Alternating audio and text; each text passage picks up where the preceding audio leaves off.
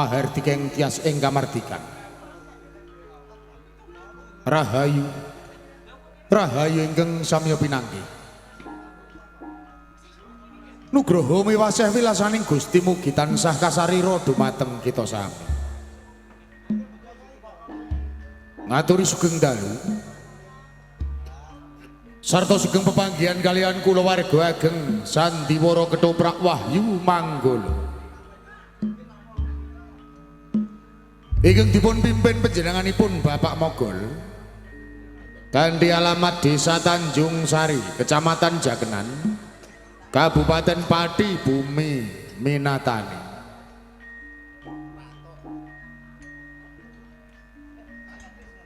Saksamunipun panjenengan sami kasugata tari gambyong minangka purwakaning pagelaran ing dalu punika. Keparenga ing dalu menika kulawarga ageng Wahyu Manggala badhe nyegahaken cariyos pamundutan ingkang mawi ira-iraan.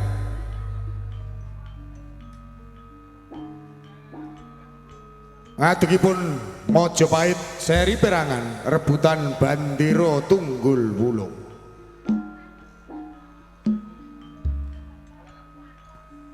Dalang sarta pendapuk katindakan Roko Mas Anom Suharyanto. Asisten sutradara katindakan Dimas Eko Pranoto. Pangeprak katindakan Bapak Suhardi wondene Pranoto Pakliran. Dipun tindakan Dimas Suyono Sakoco. Tata dekorasi katindakan Bapak Sutarto ingkang dipun biyantu anak Mas Alek Rasmijan.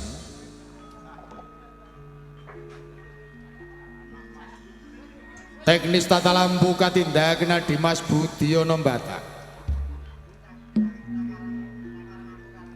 Lekting katindakan Dimas Ladu Aldiansah wondene Pangrenggo Busono. Katindakan Dimas Agus Wijanarko.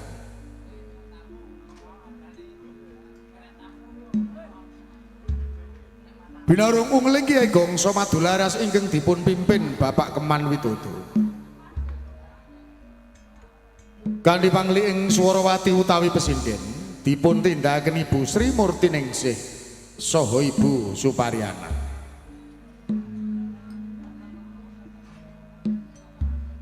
Pranoto Gending katindakaken Dimas Hadi Prayitno. Wondene Wiraswara katindakaken Bapak Miranda saha Dimas Bagus Edi Mahesa. Musik campursari katindakan Dimas Ari Semprul, Roko Mas Edi Watono sarta Dimas Udin Galdowo.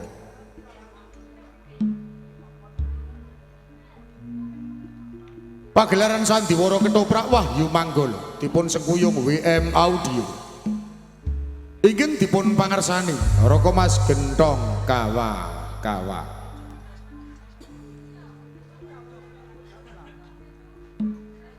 Wondene para paraga ingkang badhe maragani cariyos ing dalu punika.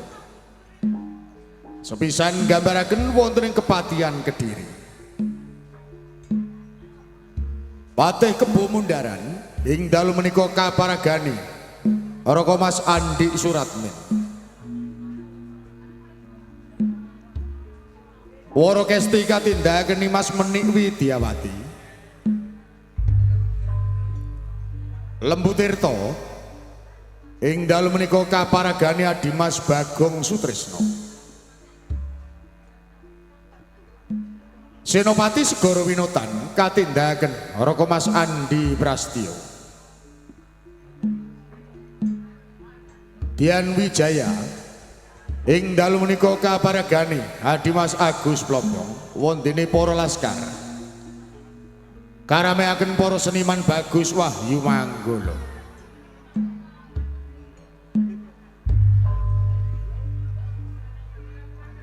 Salajengipun nggambaraken wonten ing Kraton Kediri. Prabu Jayakatwang kaparagani Roko Mas Anom Suharyanto.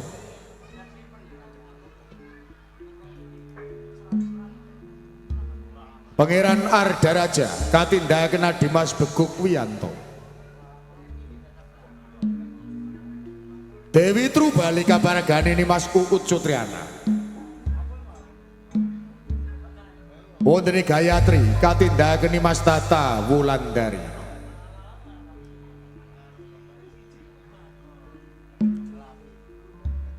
Salajengipun gambaraken wonten ing kabuyutan Kudadu. Ki Buyut Kudadu katindahaken Raka Mas Judek Prakoso.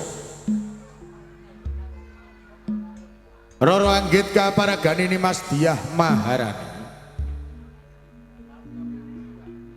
Resi Tejo Telu Gunung Pandan katindahaken Bapak Begek Ari Warsito. Odene Rati Manjari kaparagane Mbak Ayu Sri Poncowati.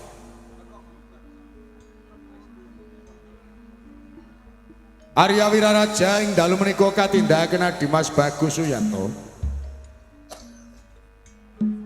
Lawi katindahaken Dimas Eko Pranoto. Wondene Nambi.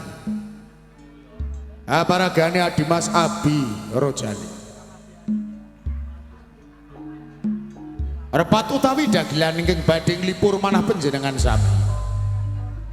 Katindahaken trio pelawak Wahyu Manggolo. Cak Sendor, Dimas Rokim sarto Bapak Mogol Mban. Katindahaken Siciu Arum Somplak kabiyantu Sisowak Indah Kalola.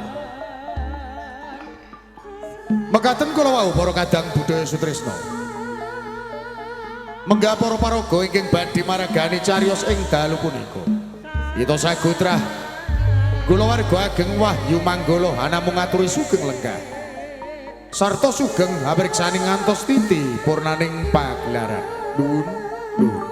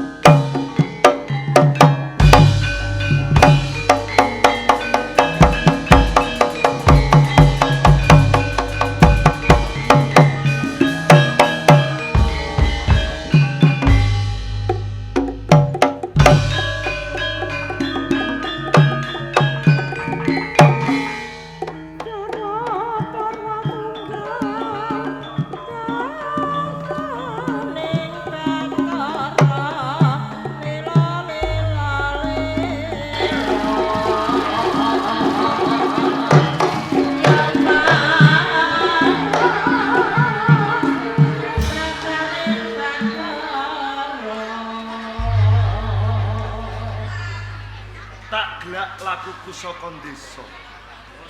Mapan ana ing kutha raja. Bot-bote mung kepengin duweni gawean sing gumathok.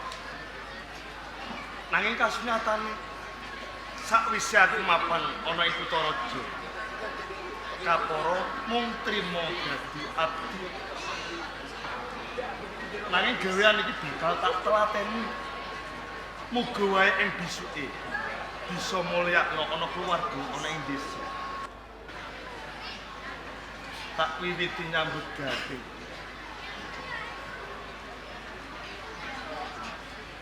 Uripku tansah rekoso.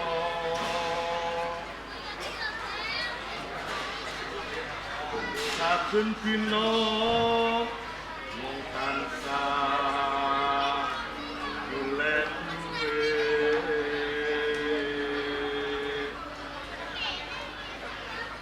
Ora mikir siang dalu.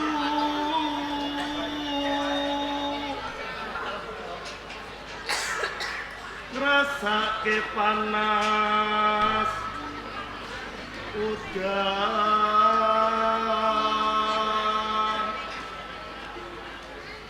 minggal omah wiwit sore nganti esuk mikirake keluarga.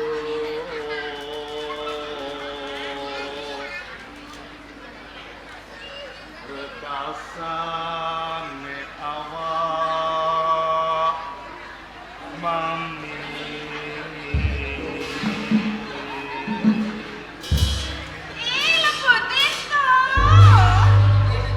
Panjenengan Kusumaning Ayu. Waduh, pangapunten ingkang kathah. Kula mboten mangertosi mbok bilih panjenengan sampun mapan wonten ing Taman Sari. Lah kok ngono rumangsamu iki mau aku patung ngono. Nggih rumah kula nggih patung. Badhe kula resiki. Iya. Lembu Tirta. Paring dawuh Kusumaning Iki Ayu. mau wis rampung pakaryanmu. Sampun monggo dipun taliti langkung rumiyin menawi tasih wonten kekiranganipun kula nggih nyuwun pangapunten ingkang kathah Kusumaning Ayu. Aku percaya kok Lembu Tirta. Anggonmu netepi kewajiban ora ana sing lirwa. Nyatane taman katon resik. Kembang-kembang kae uga ora ana sing alon. Sedaya kala wau panjenengan ingkang golo wentah dumateng kula Kusumaning Ayu.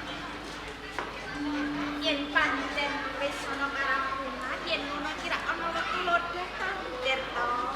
Nggih. Kula nggih badhe mbacut resik-resik wonten ing jawinipun Taman Sari menawi dipun keparengaken. Mengko dhisik. Nganti aku sumusul kalawan kowe ning papan kene. Nggih. Tenane ana wigati kok Lembu Tirta. Wonten kawigatosan. Napa magepokan dumateng kula Kusumaning Ayu? Iki mriki kanggo kowe. Napa kula niki gadah kalutan? Ora. Ngaten. Menawi tetelo wonten perkawis magepokan dumateng kula. Monggo enggal-enggal paring dawuh dumateng abdi. Ini rada cedhak Lembu Tirta. Tenteng mriki mawon mangke kualat. Ora. Bendoro sing perintah, abdi kudu tansah ngetokake. Ini rada cedhak. Ngaten nggih. Amit. Ora apa-apa kok Lembu Tirta ya. Kene saben jatuh yen cedhak iki nak kepenak. Nggih. Lembu Tirta. Paring dawuh Kusumaning Ayu. Kerasan dadi abdi ning kepatihan. Nggih kerasan sangat. Nggih. Udakara wis ana pirang taun Lembu Tirta. Nggih pun enten 8 taun kula dados abdi. Yen ora wis sawetara suwe ya. Nggih pun dangu. Nek iso sak weruhku kok kowe ora tau bali ning desa. Apa sekirane kowe iki ora kangen karo anak lan bojomu? Anak bojo. Yo. Bojo mawon kula niki dereng gadah napa malih anak. Kula niki nggih tesih Joko. Kowe kuwi isih Joko. Nggih. Yen ngono tiwas beneran. Nek Joko tenan to ora ngapusi. Estu menawi kula gorong nggih mangke kualat. Cocok. Yen ngono aku bakal blokone pangarepku lho, Butet. Monggo. Tenane wis suwe banget aku nyimpen rasa iki. Sampai yen tak pikir yen awan aku ora doyan mangan, saya yen wanci wengi aku tansah isian ora bisa turu. Mula aku benerane papan kene ra ono sapa-sapa bakal tak blakake kalawan kowe. Nggih monggo Kusumane Ayu. Ibu Tirta, Paring gawuh. aku tresno kalawan kowe lho Tirta. Tresno pinangka abdi kalih Gendoro nggih. Ora. Lajeng Tresnaku kalawan kowe, aku kepengin banget dadi bojomu. ampun kelangkungan Kusumane Ayu anggenipun gojek kalih kula. Aku ora gojek. Niki saestu. Ah, Kula niki mboten ngimpi. ora yen tak cebek loro yen ngono ora ngimpi. Loro apa ora? Anggih saged Kusumane Lah yen Ayu. ngono ya ora ngimpi. Iki nyata kok Lembu Tirta. Aku tresno banget kalawan kowe. Saben-saben kowe resik tansah tak ingeti. Nanging kowe ora krasa, ora iya to. Kusumane Ayu Worakesti. Kepiye Lembu Tirta? Menawi tetelo panjenengan tresna dumateng kula. Monggo dipun penggalih. Lah gene dadak kok iki. Kula niki namung lare saking dusun. Nanging benten kalih panjenengan pinangka putra piyai angka kalih wonten ing Kediri. Prasasat sinembah dening Pita. Sinanjung dening Priyagung. Sinengkuyung adiluhung. Napa pantes menawi kula niki sandingan kalih panjenengan Kusumane Ayu. Bojo ngasurke derajatmu. Dan niki kasunyatan. Jeneng Tresna Piwuta. Tresna ki ora mawas Lembu Tirta. Ora mawas cendhek duwe pangkat, ora sore derajat. Waton kowe iki bagi rasa tresnaku, tak kira bakal kepon ngrembaka. Niki saestu Kusumane Ayu. Nggih. Menawi ngaten kula nggih tresna dumateng panjenengan. Dadi kok tampa? Inggih Kusumane Ayu. Para dene antarane aku lan kowe wis ana saben tresna. Dasar minasan hilang. Lamun aku sampeyan Tirta. Yen aku Mun sampeyan aku diajeng Worok Kesti. diajeng Worakesti kanugrahan kang tumempuh sajroning uripku atase aku wong saka desa ditresnani wanita kang endah ing Sulisetya malah kaporo mimpi bombong sajroning atiku kula kanthi kuwi sing tak jaluk lawan sliramu aja mundhut bidung marang atiku.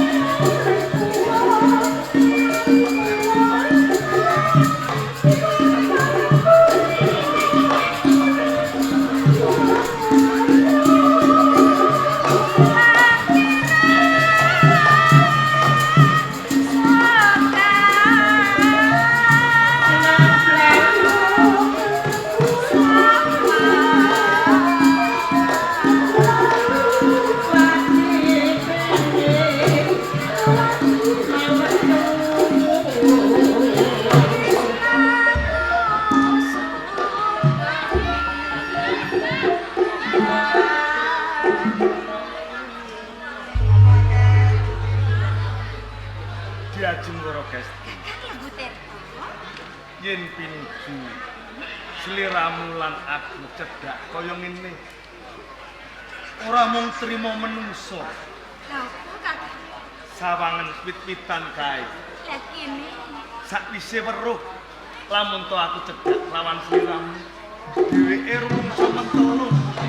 Iri lan meli kalawan aku sampeyan. Bawa isin. Oh isi. Dheweke kepengin sesanggupan kaya dene aku lan sliramu. Kula saka kuwi Kakang. Tak jeneng sumpahe sami. Tresnane sampean 17 minggu Kakang. Apa bareng karo pemandu. Diajeng Wara Kesti. Kakang Lembu Tirta. Percaya kelawan aku anggun tresna kelawan sliramu tak ibarat tresnani diri pribadi. Mantel ya. Duh. Lho jebul ki mau ana menungso to. Gak. Bogis. Akhirnya mau mangan. Mantel ya. Salah paman. Kula mboten mangertosi. Yen iki wae mboten penjenengan nggih nyuwun pangapunten. Lah napa?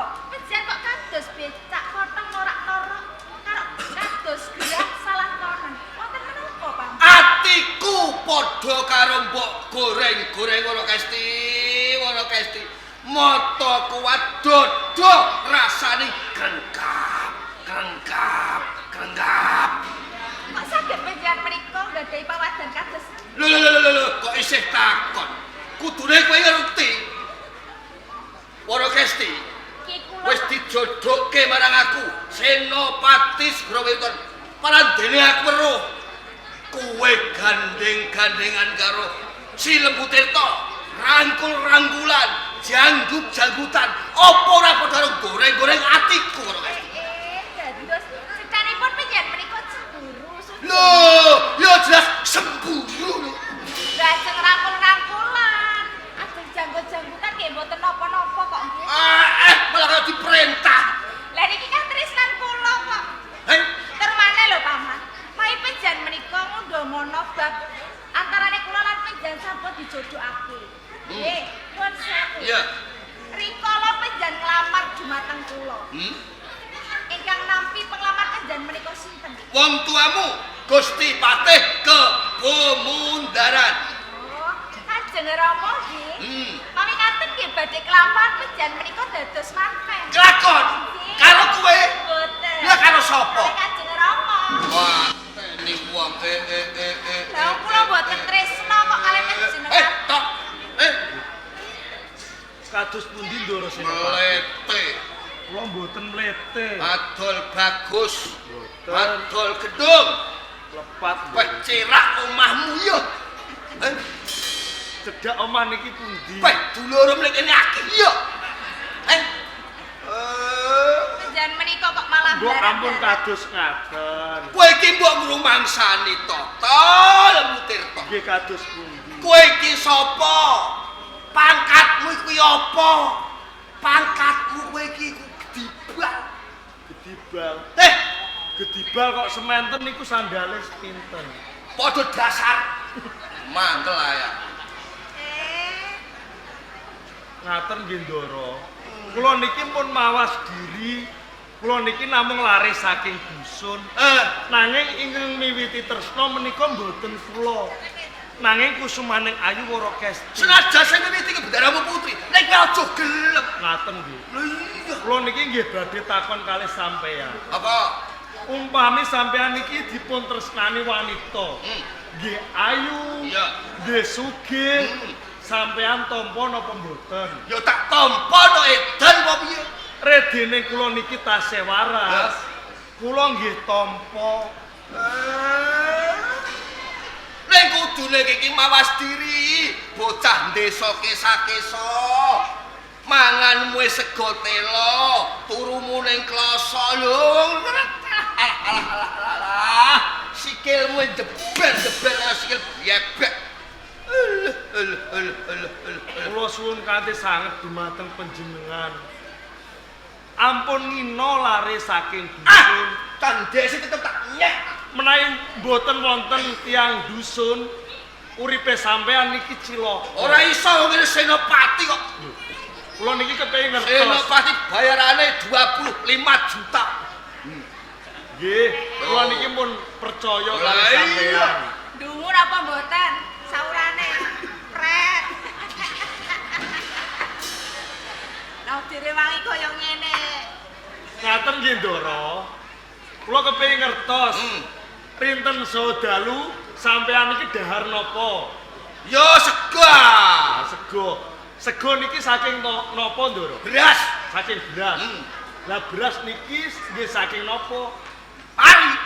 Lah pari niki sing nandur sinten, Ndara? Wong desa, Paman. Aku ora kudu mangan sego, Lajeng mangan roti. roti nggih. Lah roti niku sing didamel saking napa? Pati. Pati. Lah pati niku nggih saking napa, Ndara? Telo. Telo. Telo niku sing nandur sinten? Wong desa, Paman. Kowe omong apa mulek kae, malah-malahno wong. Ampun kelangkungan anggenipun Nino tiyang saking desa. Alah. Saya malih nggih, Ndara. Apa? Sikil kula niki jeber kados bebek. Ya, Nanging wonten petingane. petingane sikil jeber ki apa? Ngaten. Monggo panjenengan pirsani. Menawi kula niki kelampahan dedaupan kalih Ndara kula wara Upamane ya. Kelampahan kula dedaupan ajeng kula pamerke wonten ing desa. Mergo kowe bocah desa ditresnani dening anake patih, mesti tanggo teparo kudu gumun. Rumangsa bunga Nah, terus mbok pamerake ning Nggih. desamu. Mongko dalan desa niki nggih enten munggah, nggih enten medhun. Apa meneh nek barudan? Lunyu, Ndara. Niki mang jos tenan iki, Mang. Lah nggih, ngeten. Ajeng kula pamerke mlampah sesarengan. Iya. Set delalah bojo kula niki kepleset. Sret. Lah niki sikil kula sing jeber niki Iya. kangge jaga ngeten. Kula Iya. bopong ngeten.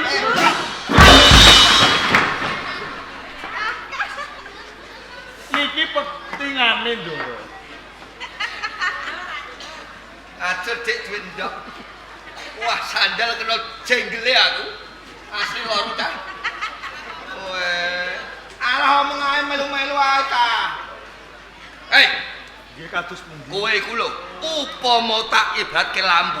Lampu 5 watt. Oh, Menawi panjenengan, Ndara. beda ning aku. Pangkat senopati upama lampu 200 watt. Diceklekno jeglek biar diam jinglang. Padang sumilak. Beda karo kowe. Lampu 5 watt manggone nek pojokan pring. Dicetetno plek meli. Nanging ngaten, Ndara. Apa? Uripe lampu niku kados dening uripe menungso. Saya padang, saya cepet ndang pedhot. Sinaosa kula niki namung lampu 5 watt, uripe meli. Nanging awet urip, Ndara. Wah, semari tekek gosok. Ora iso, kowe kudu pisah. Boten. Kowe bener ngilani atiku. Tur maneh lho, Paman. Oh. Lho, padha-padha. Lho, ana bagus ngene kok milih ngene. Edan apa piye? Lho, ana sing enom kok milih sing tuwa. Lho, bawur apa piye? Lah, padha-padha ya milih iki. Karo rugen dalem barek aku. Pon kula mboten saged dipun pisahke. Pun Piye? kadung kanthil. Klime. Teni kowe aja takon dosa kowe.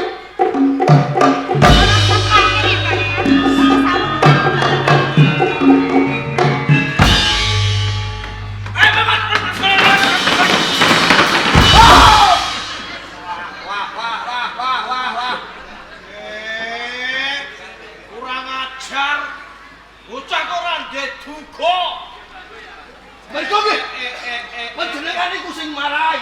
Lho marahe piye enak-enak wong kopi lagi ngombe kopi. Cemilan telo kok malah kok bieret sebantring. Lah niki napa? Taman Sari geger gember awel-awel. Lho panjenengan kok lingguh jigang sia tumpang mangan telo ngunjuk kopi. Loh, kok Taman Sari iso geger gember kewer-kewer? Kuwi apa? Sing jalari sampean dadi kula. Lho sapa? Hah? Ora Kesti. Lho. Pripun ngoten nika? Warti. Warti. Wara Kesti cilikane Warti.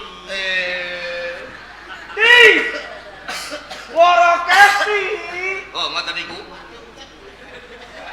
Pancen ya apik kok. Cucuk-cucukan koyo manuk dara. Ning niku calon bojo kula. Iya piye? Langga. Iya lali ya. Langga.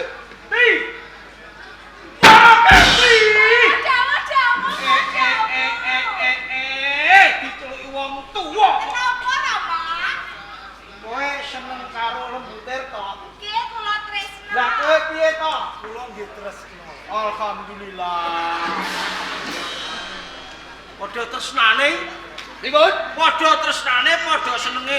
Jenengan terus alhamdulillah. Kudune samane iki nesu mergo apa? Kula niki kadung tak akeh lamar kula paringaken panjenengan. Aku kudu nesu. Kudune nesu. Kula Lembu Tirta Wara Kesti. nggih. Kowe arep jajal lawan Patih Kebo Mundaran. Coba, iya. Kowe seneng tenan. Kula nggih tresno. Ya wis. Abok. Kok bingung aku ngrasakno. Nek sampean mboten saged ngandani buruh. Lamaran tak jaluk lho. Ora iso. Lamaran wis kadung tak lebokno gadehan kabeh. Patih kok ngadek to lamaran. Cara aku dadi Wara Kesti yo milih kuwi. Lah kok saged? Lho, raimu polelek. Raimu cara banyu ki diobok-obok bebek. Lho barang ngerti raine kuwi Lembu Tirta.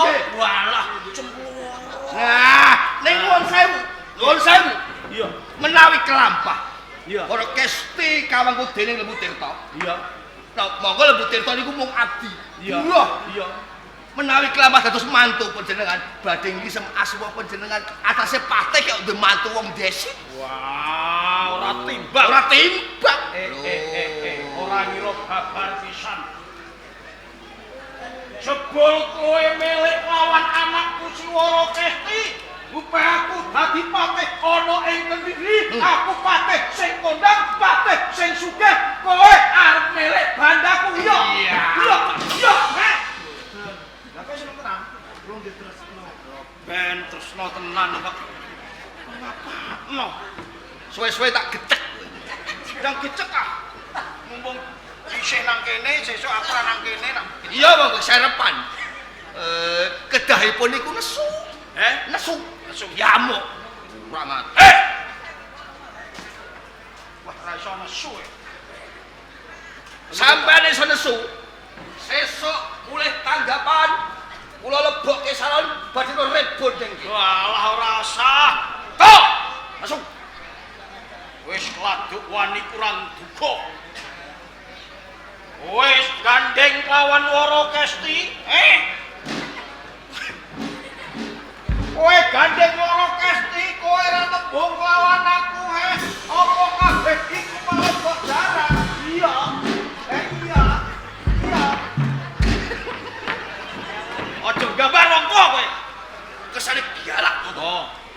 Kita galak Jenengan niku. Butero. Apa kula nyuwun jawab, Mak? Jawab yo jawab ing ngenteni Mbah Mudin pagak sik.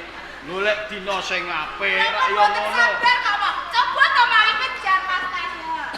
Nah. Sing wedok cemlorot, Lorot, sing sing lanang rambut, sampean lanang. segara winotan nyawang, atine cekot. Iya. Aku tetep adil. Nah, Aku pilongko wong tuane si Wara Kesti. Yen kowe tresna kelawan Wara Kesti tenan, wiwit sangka pojokan kala, kowe nembung kelawan aku kanthi laku nduduk. Oh ngaten. Hah? Nggih, dadi kula lampahi. Ya. Wis saking mriki nggih. Ya. Ngono. Wah. Kene ya matuk. Iki calon mantu tenan ra kaya kowe. Kok kan duduk emoh nak kowe iki apa? Waduh. Ngono piye mbok delok-delok toto. Calon mantu kok kados ngaten. Munggah mungguh tata krama mboten duweni blas. Lho, artine kok disondol. Rayune bandolku lagi turu. Lah nggih. Toh. Yen pancen kowe tresna kelawan anakku Wara Kesti ana pitukone. Pitukone iki.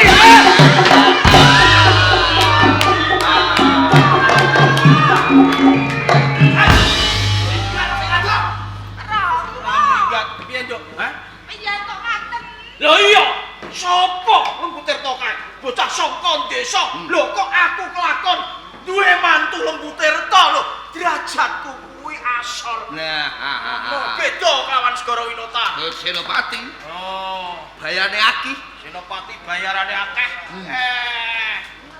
Beda karo Lembu Tirta. Abdi blonjone piro? Dinggo makani kowe ora cukup, apa meneh kok makani nggo tuku sekingkel ora cukup. Nah, nuwun sewu. Piye? Kula niku meri asline. Mari piye? Nggih. Perkara apa? Sing kula calon bojone. Iya. Sing mun nglamar. Heeh. Niku mboten ate ngambung kalih Wara Kesti. Lho sing gedibal saka niku kok ambung-ambung karo Ora pas. rambutan patut. Ora pas. Nah. Apa gedibal 29 kok mbok ambung. Lho sing Senopati Segara Winata, Senopati sing kondang lho, kok ora tau mbok ambung. Kula nggih meri. Dados penjan menika uga pengen kula ambung. Iya.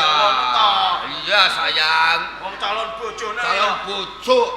ya sing harmonis. Nggih kula purun nyambung ning ngaten syarate. Apa? Penjan kedah merem. Ora usah gene ra ana wong ndelok, ora ana wong ning kene. Sing ana iki aku, kowe, lan Rama Patih. Lah niki napa? Wes saged wong. Dikeroyok kapok sampean. Nggih, wonten Dadi ambung syarate. to. Penjan kedah merem. Isen, aku kudu merem. Ngono riya wis. Aku lah ngetira. Dan mriko Ampun napa? ah. Lah teng pojokan mriko lho. Pitoro. Penjan maju rono, Rama maju rono. Rama! Rama! Mriko lho. Yo. Lho kok teng mriku? Mriko lho. Rene. Nggih. Nggih. Mriki. Pun. Kula hitungi nggih. Setunggal, kalih, tiga. Jok.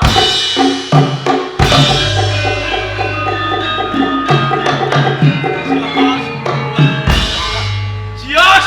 Loh, jebule anakku sing Wara Kesti ngambung kok bantre kaya ngono ya. Tot brut. Lho, apane ngambunge mak jeros ngono. Rumaos kula niku nggih diambung. Lah napa? Sareng kula kon merem, Ya. menyenangkan minggir teng pojokan. Udara isin. Iya. Wong bocah semengit. Heeh. Rumaos kula diambung. Lah terus Sebelah ngeten. Jelas ngoten nek. oh kurang ajar. Wong tua kok malah kok ijo niki. Contoh. Contoh ra apa. Pripun? Ya. Ngeten iki pripun? Saiki ngene.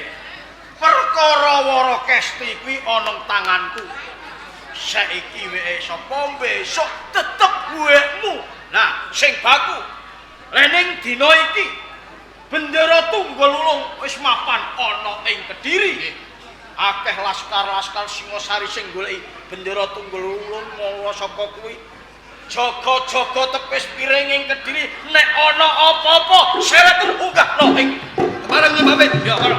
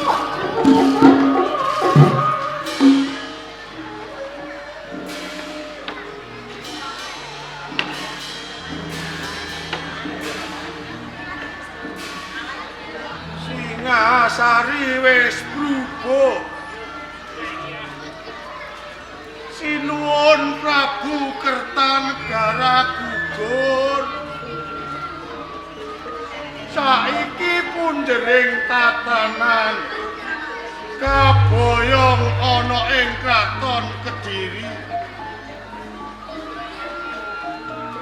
Nalika semana bentuah ana ing praja Singasari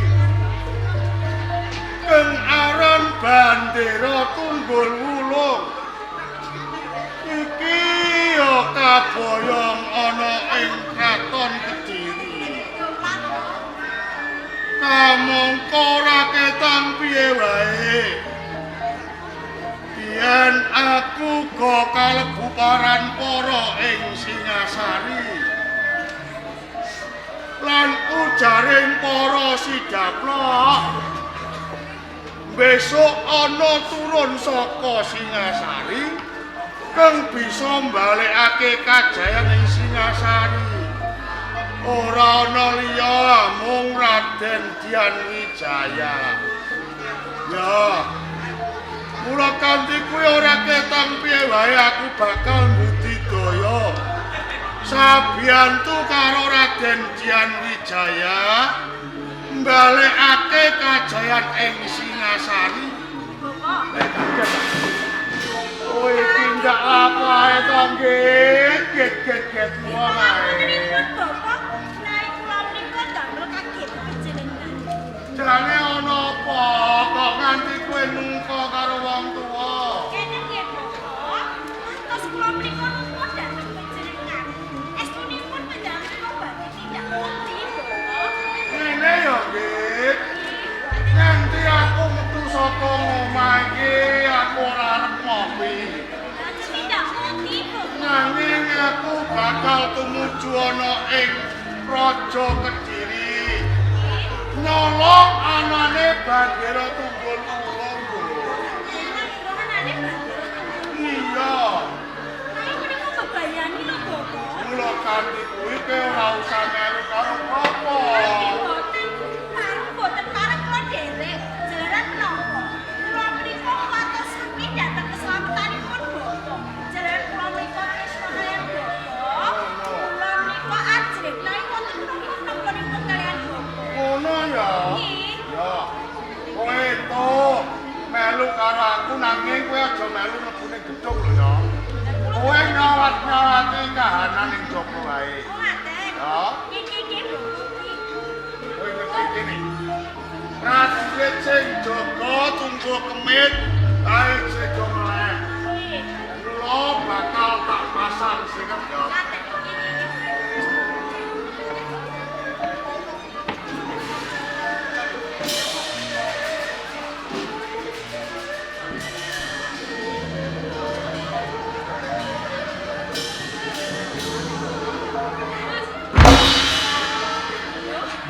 Sirep dirgon ngondo iki mandine ora panas. Kok kasunatan apa sedaya prajurit bisa mletak. Wis padha mletak, wis padha turu.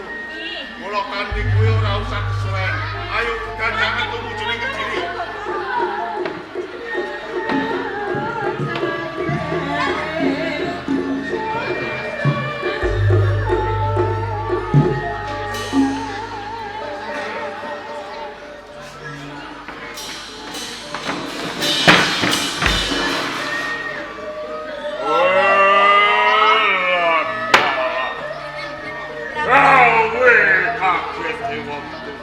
Panjenengan nika tindak wong lipe kalian kula janjenipun panjenengan nika badhe tindak wonten. Pancen sengaja kowe iki dak dilapar. Mergo nggonku mudhun sapa ing Gunung Panjang. Rasane atiku iki ora kepenak jalaran opo. Wiwit bruwe kraton Singasari. Iki dintuah ing Praja Singasari. Bandera Tunggul Wulung iki kaboyong ana ing Kediri. Dadi aku kuwatirake banget. Menawa isih akeh sisa-sisane laskar prajurit Singasari, kok menawa isih butuhke Bagiro tunggul ulung minangka lambang kajayan ing praja Singosari.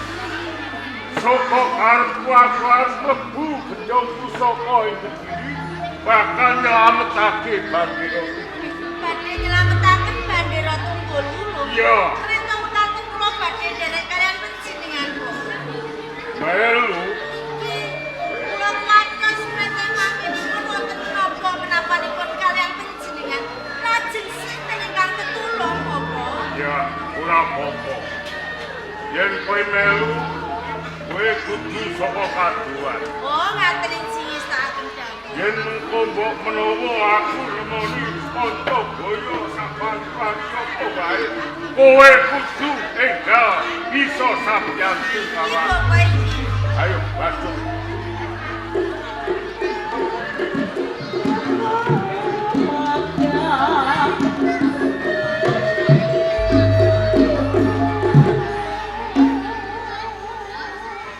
Pirang taun aku kasibatake Bibing Singosari.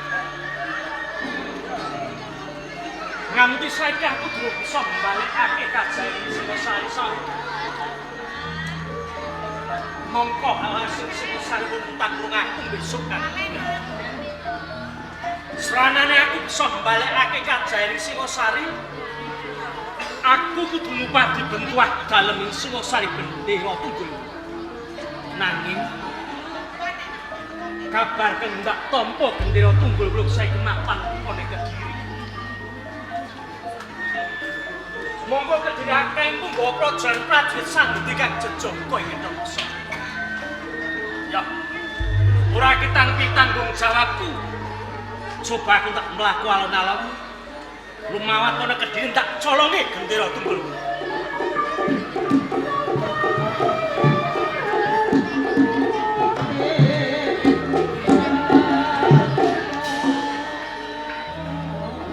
Kraton Kediri ora kaya padang. Mendung lelimengan nyelimuti Kraton Kediri. Iki bakal ana kedadian apa? Lho. Ana pawongan cak katon cak ora. Munggah beteng mlebu gedung pusaka. Hei, adan! Adan!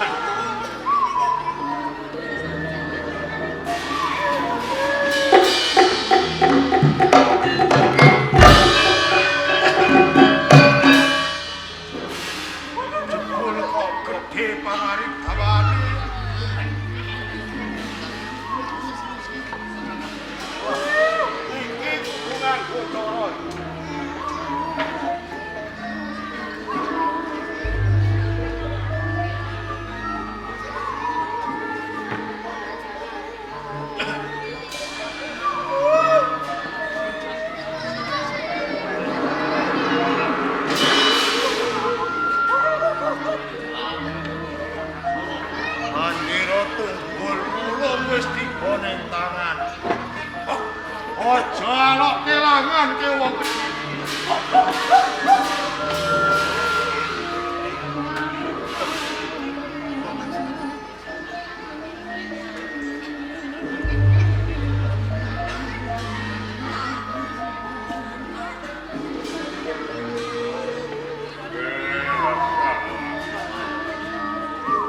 Lupa duit, kena tumbuk emes, Joko, meneng dong usoho. Podo, yenak sih guling podo tunggu ngonser. Ditanggung jawab iki ono. Ning yo ramai, yen darasake iki pancen kaya ono gayaning sirep. Ya, diwas kena rojo nganti podo pengerti. Andiro tunggu ulung galak selamat kaki.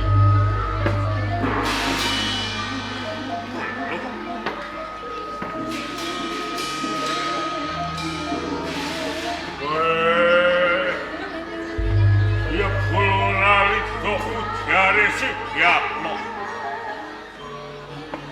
Malah dhisik tenan.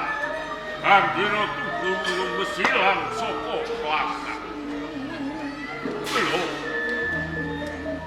Ayo no menungso sing nganggo sandangan sawo putih lumpat beteng beling jong pusaka. Mbok menawa menungso kae sing nyono.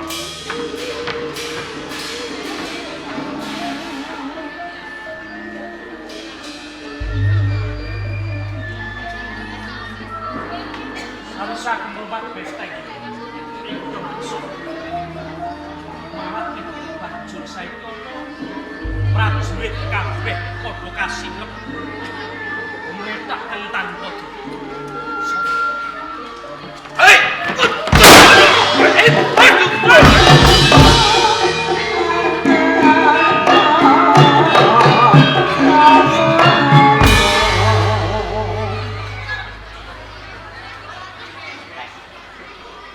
Hei! Hei, Dai! Hei, Dai! Kenapa? Bro!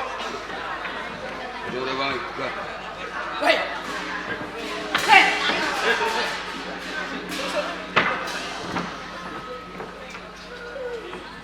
Balon. Ya.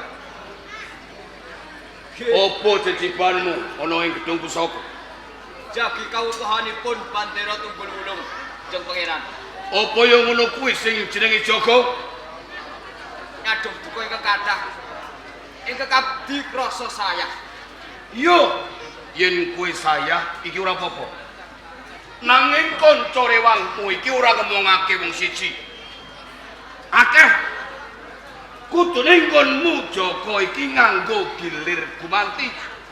Siji turu, siji tangi. Ngono. Pangapunten Kanjeng Pangeran. Sanes wekdal boten dipun ambali malih.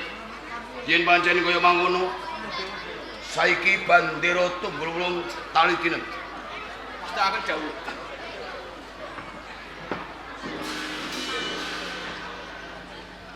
Wul.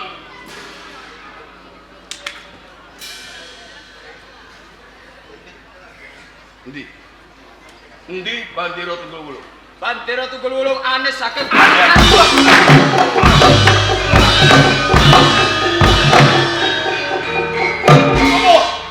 Copo sawangan. Bandera Tunggul Wulung ilang. Soko ketemu soko. Yo iki. Nggonmu taledor Joko anane Bandera Tunggul Wulung nganti ilang saka gedung pusaka. Endi tanggung jawabmu? Duh Kanjeng Pangeran. Reh dening Kang Abdi lan sak kanca sampun rumaos silepat. Singklar saking tanggel jawab. Widana menapa ingkang badhe kula tampi, kula sagah nglampahi. Wis lumrah. Menungso nduweni luput mesti njaluk pidana. Nanging ora iku sing tak karepake. Lajeng kersanipun panjenengan Sing tak karepake balene Bandera Tunggul Wulung. Kowe kabeh kudu tanggung jawab. ngesti dawuh Tindake. kewajiban.